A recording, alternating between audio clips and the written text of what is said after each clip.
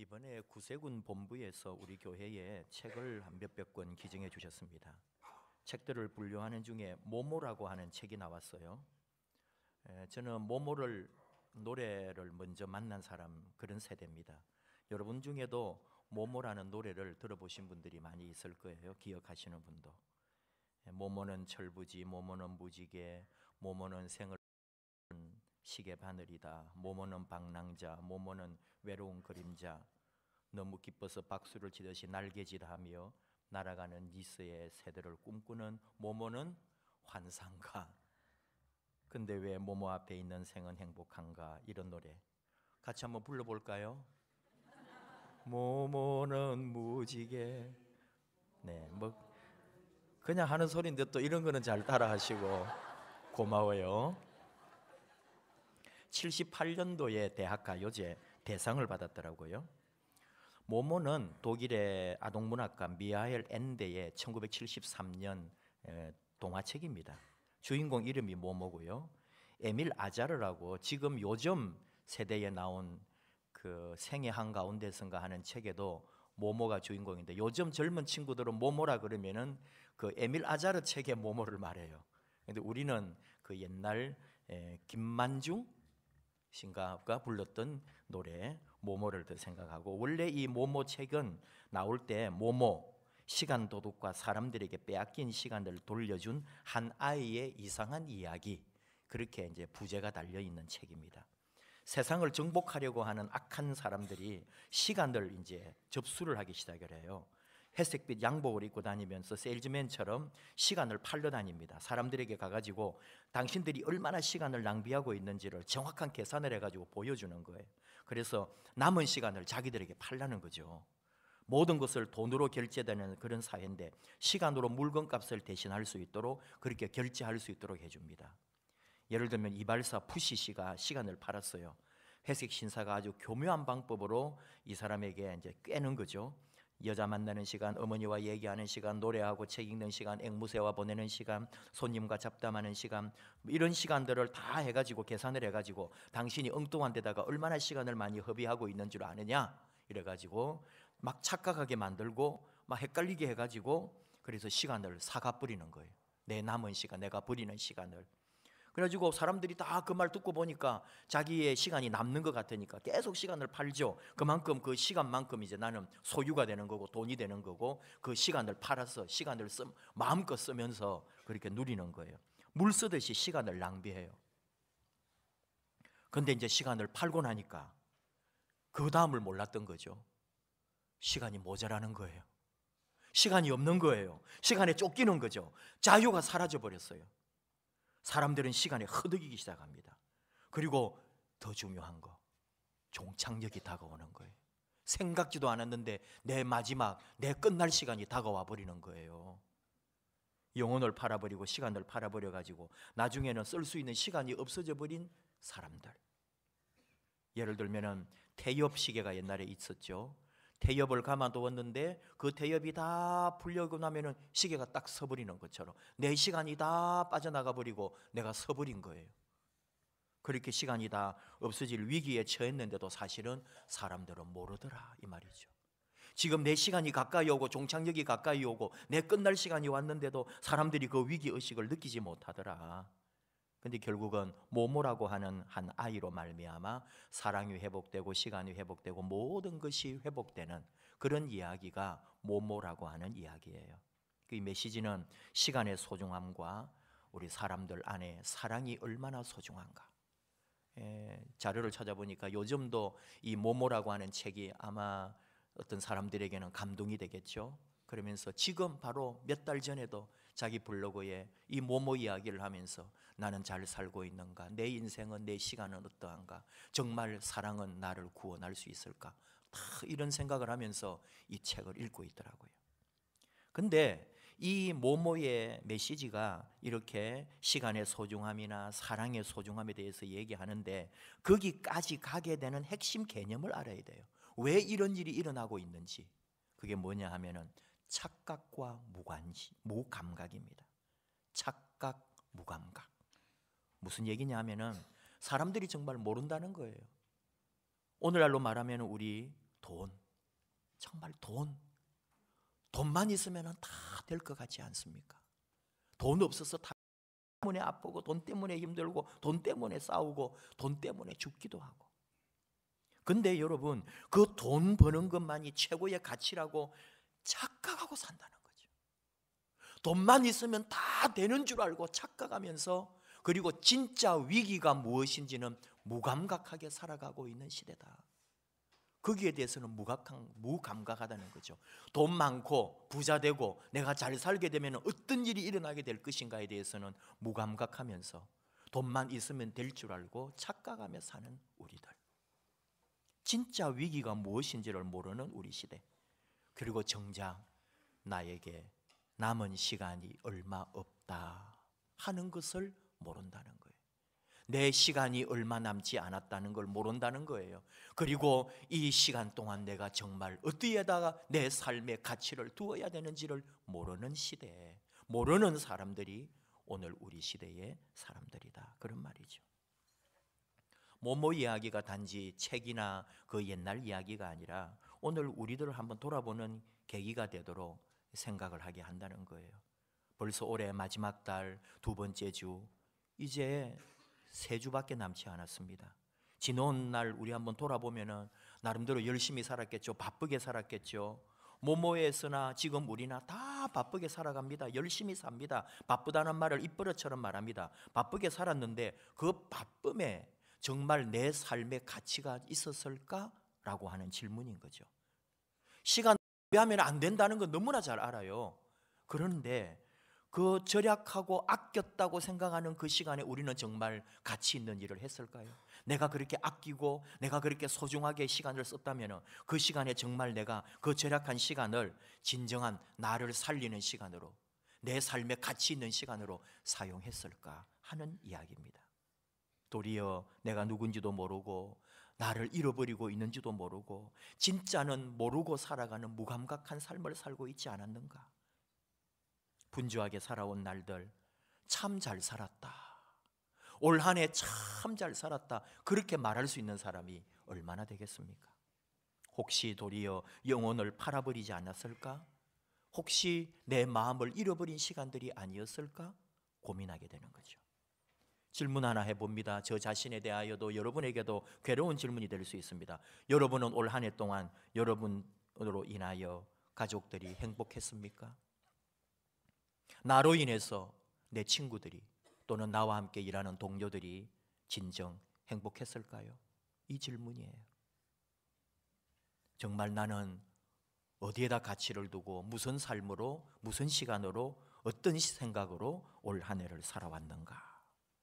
오늘 하나님께서 베드로 사도를 통해서 말씀합니다. 근신하라, 깨어라, 그렇게 말합니다. 근신하라, be self-controlled입니다. 자기 스스로 통제하고 조심해라, 그런 말이죠. 우리말 성경, 쉬운 성경은 이렇게 번역합니다. 정신을 차리고 깨어 있으십시오. 마음을 강하게 하고 늘 주의하십시오. 바로 이 앞뒤에 13절에 바벨론에 있는 교회가 너희에게 문안한다, 그런 말을 합니다. 바벨론은 로마를 가리키는 언어입니다. 이 당시는 그만큼 로마라는 말조차도 함부로 사용하지 않았어요, 그리스도인들이. 여러분도 많이 아는 것처럼 물고기 모양을 땅에다가 그리면서 서로 인사했다는 거 알죠? 그런 게 바로 그리스도인들의 인사였습니다. 핍박시대. 예수 믿는 것이 드러나면 처형을 당하거나 잡혀가거나 고문을 당하거나 이웃으로부터 왕따를 당했거든요. 그러니까 그걸 숨기면서 그리스도인들끼리만 서로 주고받는 언어가 있었다는 거죠. 편지를 쓸 때도 로마라든지 이런 말이 들어가면 압수를 당하거나 고통을 당하니까 그런 걸 다 검색했기 때문에, 그래서 바벨론 이런 식으로 표현을 바꾸어서 편지를 보냈다는 거예요. 그 바벨론이 로마라는 말이죠. 로마에서 지금 여러분들에게 편지 보낸다는 거죠. 문안한다는 거예요. 로마에서 소아시아에 있는 터키 그런 쪽에 그리스도인들에게 고난받고 핍박받고 죽임당하는 로마 시대에 지금 이 로마에서 베드로가 지금 소아시아 교회에 편지 보내는 거예요. 무슨 얘기냐 하면은 지금 고난받고 어렵고 숨어다니고 로마라는 말조차도 함부로 할 수 없는데 도리어 우리 보고 마음을 강하게 하고 주의해라. 정신 차리고 깨어 있어라. 근신하라. 깨어라. 예수 더 잘 믿어라. 그렇게 말할 때 그 사람들이 어떻게 받아들일까 하는 얘기예요. 다시 말하면 여러분 지금 힘들잖아요. 어렵잖아요. 그런데 교회만 오니까 예수 더 잘 믿어라. 더 헌신해라. 더 충성해라. 정신 차려라. 똑바로 믿어라. 그런 말을 여러분 들을 때 반응이 어떠하냐 이 말이죠. 우리가 배워서 알지만은 주후 64년 AD 64년 로마에 거대한 화재가 일어나서 로마 전체가 폐허가 되죠. 로마 화재가 7일 동안 계속됩니다. 불길이 잡힌 뒤에도 잔불이 3일 동안 계속 탔다고 그러죠. 이로 인해서 로마가 14개 블록으로 만들어진 도시, 계획 도시인데 10개 블록이 전소됩니다. 다 망합니다, 완전히. 근데 이 화재를 두고 이제 많은 루머가 나온 거잖아요. 우리가 잘 아는 것처럼 뭐 황제가 로마를 자기 뜻대로 건축하기 위해서 일부러 화재를 냈다는 둥, 또 네로 황제가 불타는 로마 시가지를 바라보면서 수금을 타면서 뭐 노래를 했다고 하는 그런 말들도 있고. 근데 문제는 이 화재가 난 후에 실제로 네로 황제가 했던 것 중에 하나가 그 불이 타가지고 시민들이 빠져나간 땅들을 많이 사들입니다. 그리고 자기 건물을 지으려고 했다는 거죠. 이런 게 오해를 사게 되고 백성들이 황제에 대하여 수많은 불만을 터뜨리게 되는 계기가 되는 거죠. 시민들이 분노합니다. 민심이 걷잡을 수 없이 흉흉해지죠. 이걸 달래기 위해서 희생양으로 삼은 것이 바로 우리 그리스도인들, 초기 기독교인들, 로마 교회 성도들이었죠. 황제를 숭배를 일단 거부하기 때문에 미움이었는데, 그리고는 예수의 재림주가 올 것이고 새 왕이 올 것이라고 이 전하는 이런 것에 대해서 불온 사상이라고 로마가 경계하고 싫어했기 때문에 모든 이 방화의 주범을 기독교인들에게 덮어씌운 거죠.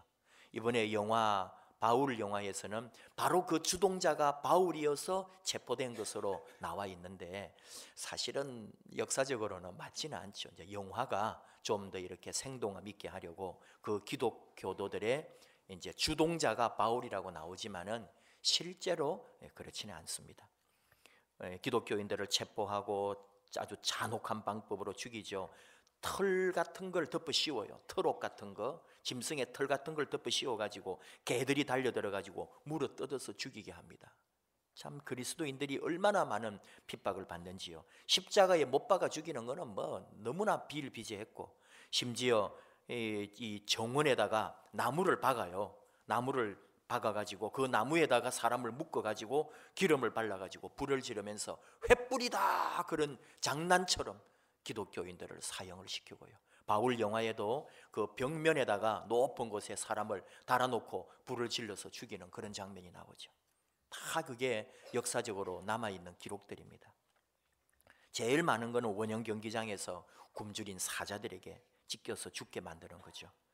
뭐 참말인지는 모르지만은 네로가 전차 경주자의 복장을 하고 전차에 올라가지고 원형 경기장을 돌면서 성도들이 죽어가는 장면을 즐겼다 하는 그런 이야기가 들려올 정도로, 이게 기독교인들이 이런 핍박의 시대예요. 그런 시대에 베드로가 지금 소아시아 성도들에게 깨어라, 근신하라, 정신 차려라, 믿음 위에 다시 굳게 서라고 말하고 있다는 거예요. 그 두 가지 반응이 있지 않겠어요? 순교하면서까지 신앙을 지키기도 하지만 여러분, 떠난 사람도 얼마나 많을까요? 당장 죽음이 다가오고 당장 우리 자녀들이 또는 내가 죽으면 어떻게 해요? 그러니까 예수를 거부하고 부인하고 떠나간 사람도 너무너무 많다는 거예요. 순교자도 많지만 떠나간 사람도 많다는 거예요. 근데 오늘 우리 시대를 보라는 거예요. 지금 우리 시대가 바로 그런 시대 아닐까요? 교회가 욕 듣는 시대입니다. 교회가 손가락질 받고 비난받는 시대입니다. 예수 믿는다고 자랑할 때 어디 가서도 없습니다. 그런 우리가 두 가지 반응이라는 거죠. 정말로 믿음 위에 바로 서든지 아니면은 떠나든지. 오늘 그 기로에 우리 교회가 서 있다는 거죠. 오늘 베드로 사도가 우리를 향하여 말합니다. 주님이 말씀하시는 거예요. 사도를 통해서 깨어라, 근신하라. 도망가라 말 아닙니다. 떠나가라 말 아닙니다. 그냥 적당히 타협하라는 말 아닙니다. 세상과 그냥 이렇게 그냥 두루뭉술 넘어가라는 말이 아닙니다. 도리어 세상과 맞서서 뭐라고 그래요? 다 맡기고 주님에게 맡기고 깨어서 믿음을 굳게 하여 대적하라고. 우는 사자같이 두루다니는 마귀와 사탄의 이 세상의 세력과 맞서서 도리어 싸우라고 하나님께서는 사도를 통해서 말씀하십니다. 지금 바로 우리에게 그 말씀을 하고 있다는 거예요. 정신 차리라고. 근데 우리는 말하는 거죠. 힘들어요, 아파요. 나 혼자도 지금 내 인생 감당하기 힘든데 뭘 헌신하고 뭘 감당하고 뭘 뭐 하라고요? 라고 우리는 반응할 수 있다는 거죠. 근데 말씀합니다. 아니다. 이럴수록 내가 너와 함께함을 믿고 일어났어. 일어나라. 정신 차려라. 세상을 똑바로 보고 일어나라고 우리에게 말씀하시는 주님의 음성을 들어야 한다는 거죠. 이게 내 개인의 문제가 아닙니다. 지금 나뿐만 아니라 우리 공동체, 우리 사회 모든 그리스도인들을 다 말하는 거예요. 우는 사자, 대적 마귀가 우는 사자같이 두루다니며 삼킬 자를 찾는 이 시대, 오늘 우리 그리스도인들이 얼마나 많이 무너져 가는지 모릅니다. 이 베드로서에 나오는 너희들 또는 이 가리키는 이런 말들이 이게 나그네라는 말하고 같고, 그래서 이 사도가 이렇게 말할 때에 그 말들은 뭐냐면은 초대교회라고 하는 건 여러분 이렇게 우리 모여 있는 게 아니잖아요. 집안에 모여 있고 이렇게 같이 다 우리 교회 건물 안에 있고 이런 게 아니고 다 같이 모일 때도 있지만은 전부 각자 열심히 살아가는 그리스도인들이에요. 그리고 원래는 언어도 다르죠, 인종도 다르죠, 원래 종교도 달랐죠. 오직 하나 예수 아래 다 모여가지고 도리어 그래서 원래 다른 종교, 다른 사상, 다른 사람들로부터 핍박받는 사람들이 그리스도인이었어요. 세금도 더 매겼어요.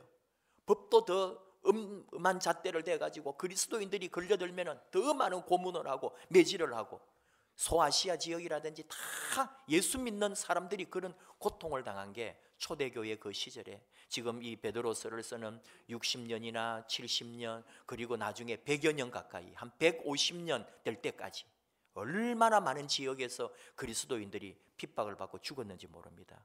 사실 몸살이고 예수 때문에 힘들어하는 사람들에게 위로는 못 해줄 망정 베드로 사도가 지금 정신 차리고 도리어 깨어라고 말한다 이거예요. 그때 여러분 그 반응이 어떻겠냐 이거예요. 만약에 오늘 우리 교회에서 제가 여러분들에게 한 해 동안 이렇게밖에 못 믿습니까? 이렇게밖에 못합니까? 왜 예수 믿는 게 이렇게 믿습니까? 하고 막 그러면 여러분들은 속으로 주여 참 회개하겠습니다 그러기보다는 도리어 야속하게 생각하지 않을까요? 속도 모르고 얼마나 내가 힘든데 오늘 내가 뭐 이렇게 시간 남아가지고 교회 온 줄 아나? 다 힘들고 어려운 중에도 그래도 주님께 헌신하겠다고 왔는데 왔더니 막 꾸중하고 잔소리 하더라고. 여러분 서운하실 수 있다고요. 근데 베드로 사도가 그랬다니까요.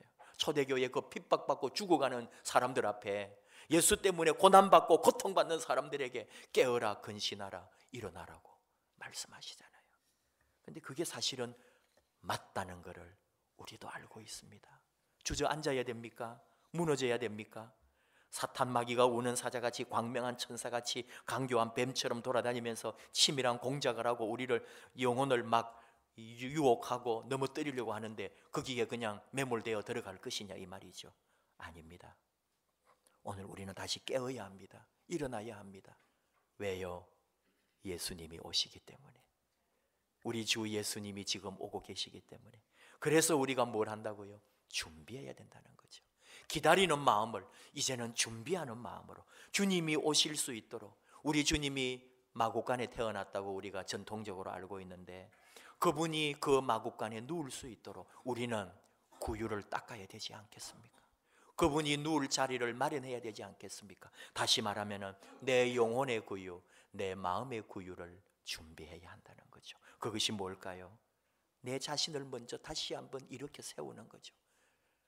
힘들어요, 아파요, 안 돼요, 그게 아니라 정신 차리고 깨어 일어나라고 말씀하시는 주의 말씀을 듣고 벌떡 일어나서 주여 정신 차리겠습니다, 다시 일어나겠습니다, 다시 내 마음을 청소하겠습니다, 내 영혼을 다시 깨끗이 정화하겠습니다, 예수님 앞에 자신을 회개하면서 주님 앞에 다시 일어나겠습니다. 이것이 오늘 우리의 준비 자세 첫 번째라는 거예요. 오늘 말씀하십니다. 힘들지만은 일어나라고요. 오늘 주님의 말씀 앞에 우리가 순종하기를 원합니다. 예수 정신으로 살려고 할 때 반드시 고통이 있는 거예요. 예수 똑바로 믿으려고 하면 어려움이 오는 거예요. 오늘날 여러분 정말 세상과 타협하고 세상에 좋은 것으로 같이 뭉쳐가면은 교회도 그냥 두루뭉술 그렇게 넘어가면 됩니다. 근데 사실은 세상을 향하여 그리스도인은 아니요 하는 자들이거든요. 모두가 예할지라도 나는 아니요 하는 것이 그리스도인이라면, 예수님이 그렇게 하셨다면 오늘 우리도 그런 자세, 정신, 그래서 핍박받고, 그래서 비난받고, 그래서 혹 사람들로부터 손가락질 당해도 나는 예수 정신으로 살아가겠다는 거죠. 적은 안에 있습니다. 사실 여러분 오늘날 우리 교회를 힘들게 하는 것은 저는 더 깊게 보는 거예요. 바깥 사람들이 교회를 비난하고 욕하지만 그건 우리가 귀담아 들어야 할 것이고, 정말 교회를 힘들게 하는 것은 교회 안에서 바뀌지 않는 사람들이에요. 우리 교계 안에 바뀌지 않는 보수다 전통이다 하면서 도리어 진짜 진실된 주의 복음을 왜곡하는 사람들이에요. 막 거짓 소식들, 거짓 뉴스들 퍼나르고 정말 교회를, 정말 이 깊고 오묘한 예수의 진리를 왜곡하고 세상의 잡다한 것들로 교회를 이해하는 사람들 많습니다. 그러나 두려워하지 말아요. 교회는 결코 무너지지 않습니다. 부활을 통해 사단의 그 가장 무서운 무기 죽음을 이기신 우리 주님이 계시기 때문에 내가 너희를 불러 영원한 영광에 들어가게 하고 너희를 친히 온전하게 하며 굳건하게 하며 강하게 하며 견고하게 할 것이라고 주님은 우리에게 약속합니다. 오늘 대림절 두 번째 주일 우리 두 가지를 기억합니다. 하나는 복음 앞에서 내가 어떻게 살아왔는지, 올 한 해 내가 어떤 시간을 보내었는지 먼저 회개하는 거죠. 그래서 깨끗한 내 마음, 주님을 영접할 수 있는 내 영혼의 구유를 먼저 닦아내고, 그래서 우리 주님 오실 수 있도록 내 마음의 준비를 하는 것. 두 번째는 하나님의 사람으로 제대로 살려면 반드시 세상으로부터는 핍박을 들어야 돼요. 세상에서 지금 하는 이 비난을 우리가 들어야 합니다. 그래서 힘들지만 낙심하지 말고 포기하지 말고 더 멋지게, 더 거룩하게, 더 아름답게 그리스도인답게 서는 거죠. 주님이 우리를 도우시기 때문입니다. 일전에 한번 말씀드렸지만 제가 존경하고 사랑하는 분당 한신교회 이은재 목사님이 이번 12월 마지막 주일에 인사하고 우간다에 선교사로 떠납니다. 65세로 이렇게 조기 은퇴를 하시는데 교회에 어려움이 좀 있었습니다. 그래서 더 분쟁하지 않도록 자신이 모든 걸 내려놓고 사임함으로써 그 분쟁을 멈추게 하고 떠나게 되는 거죠. 이번에 잠깐 다녀오셨더라고요. 그래서 저희들 공부했던 제자들 그 단체 톡에 거기서 설교하시고 예배하는 것을 잠깐 올려놓으셨는데 정말 얼마나 가슴이 아프고 눈물이 나는지요. 그 학교라는 게 여러분, 아프리카의 신학교 어떻겠습니까? 우리나라에 50년, 60년 돼도 그런 학교 없어요. 우리 그보다 훨씬 더 좋은 환경에서 우리 공부했어요. 근데 거기 하는 게 할 수 없는 초라하고 빈약하고 형편없는 건물, 그 예배 드린다고 그 까만 사람들이, 아이들이, 청년들이 나와서 찬양하고 목사님 거기 서 계시다가 이제 두 번째 영상에 설교하시는 거 나오는데 아마 우리 같이 그 영상을 공유했던 모든 저희들 공부했던 제자들이 다 마음이 아프고 저와 같은 마음이었을 겁니다. 그런데도 여러분 감사하고 좋은 거예요. 그 어려움이 있고 고난이 없으면 새로운 변화가 없잖아요. 누가 우간다에 가서 신학교 가서 강의하고 우간다 선교사로 누가 가겠어요? 고난이 있으니까, 어려움이 있으니까, 아픔이 있으니까.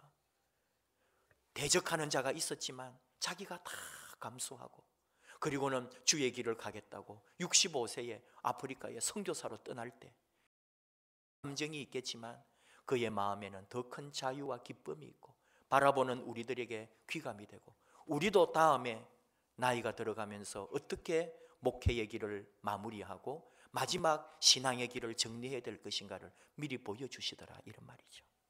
이번에 이분이 후배 목사 50명, 제자들 50명에게 자신이 소장하고 있는 수천 권의 책들을 모두 다 기증하겠다고 지금 그 톡에서 받고 있어요. 50명 먼저 받고 12월 27일에 2시까지 제일 먼저 오는 50명 선착순으로 세워서 한 사람씩 목사님 서재에 들어가서 책을 빼가는 거예요. 제가 일본으로 신청했어요.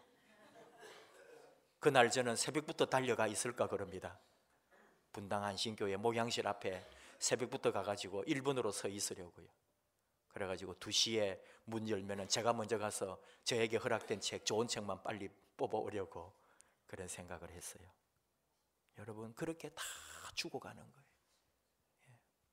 거기는 뭐 한글 책 필요는 하겠지만 영어하고 아프리카 말로 해야 되니까 참 사는 게 뭘까요? 마지막 내려놓고 가는 그분의 심정이 어떨까요? 근데 그것이 진리라는 거예요. 그게 옳다는 거예요. 정말 남은 시간, 마지막 시간 그렇게 주님을 위하여 다 쓰겠다는 거죠. 우리 얼마 남지 않았습니다. 예수님 기다리면서 2가지 마음 다시 이야기합니다. 첫 번째는 내 자신의 마음을 깨끗하게, 예수 앞에 다시 한번 나를 돌아보고 회개하고 주님 맞이할 아름답고 깨끗한 구유를 준비하고, 두 번째는 할 수 있다고 낙심하지 말고 포기하지 말고 우리 주님 함께 하시고 나를 굳건하게 하고 강하게 하고 견고하게 하는 우리 예수님 앞에 똑바로 예수님 믿고 그분을 확신하고 걸어가요. 여러분, 저도 짧은 시간 살아왔지만은 제가 여러분에게 분명하게 확신하게 말할 수 있는 하나입니다. 예수 똑바로 믿고 잘 믿으면은 잘 되게 돼 있습니다. 하나님 풀어주셔요. 세상으로 볼 때 안 되는 것 같은 일조차도 하나님이 다 역사하시고 역전시켜 주시고 뒤집어 주시고요, 하나님이 놀랍게 살아계심을 보여주시더라고요. 예수 똑바로 믿는, 힘들고 어려울수록 끝까지 예수 신앙 위에 굳게 서 있는 여러분, 저와 여러분 바로 살아계신 주님의 그 놀라운 은혜와 역사를 경험하기를 축복합니다. 찬양합시다. 끝까지 우리는 예배하고 주님 기다리고 사랑하고 사모합니다. 세상에 모두가 다 떠난다 할지라도 나는 끝까지 남아 우리 주님 예배하고 주님 찬양하고 우리 주님 앞에 서 있기를 원합니다. 아무도 예배하지 않는 그곳에서 주님을 예배하고 아무도 찬양하지 않는 그곳에서 주님을 찬양하기 원합니다.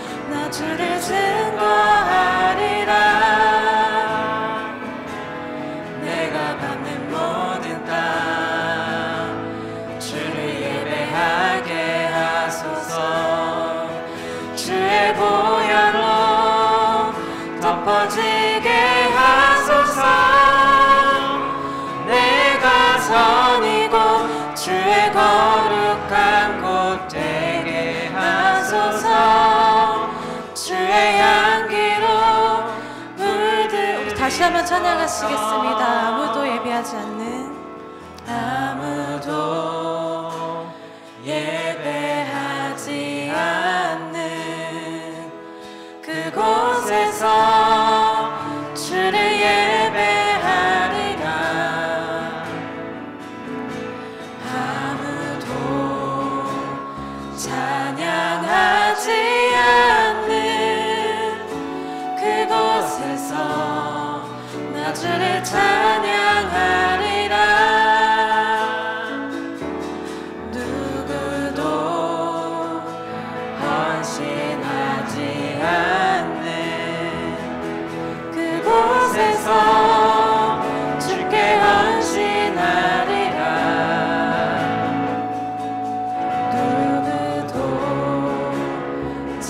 증거하지 않는 그곳에서 너지를 증거하리라. 내가 밟는 모든 땅 주를 예배하게 하소서. 주의 보혈로 덮어지게 하소서. 내가 선이고 주의 거룩한 곳 되게 하소서. 주의 향기로 물들 내가 밟는 모든 땅 내가 밟는 모든 땅 주를 예배하게 하소서. 주의 보혈로 덮어지게 하소서. 내가 선이고 주의 거룩한 곳 되게 하소서. 주의 향기로 물들이소서. 함께 기도합시다. 한 해를 돌아봅니다. 얼마 남지 않은 우리 12월, 아기 예수님을 기다리는 그 믿음, 그 마음, 오늘 주신 말씀 그대로 주 앞에 먼저 우리가 바로 서기 원합니다. 회개하고 주님 맞이할 영혼의 구유, 깨끗한 내 마음 먼저 준비하여 주님 주시는 믿음으로 굳게 서기 원합니다. 낙심하지 말고, 포기하지 말고, 타협하지도 말고, 오직 나를 돕는 예수님 앞에, 나를 굳건하게 하시는 우리 주님 앞에 바로 서서 주님 믿고 당당하게 힘차게 주님 향하여 걸어가는 우리가 되기를 원합니다. 주님의 사명으로 다시 불타오르는 우리가 되기를 원합니다. 오직 예수 안에, 오직 주님 안에 서 있는 우리가 되기를 원합니다. 주 예수여 오시옵소서. 우리 아기 예수님 오시옵소서. 나를 붙잡아 주시고 내 안에 다시 믿음으로 회복하고 다시 일어나는 우리가 되게 해 주시옵소서. 우리 주여 부르고 같이 기도하겠습니다. 주여 감사합니다.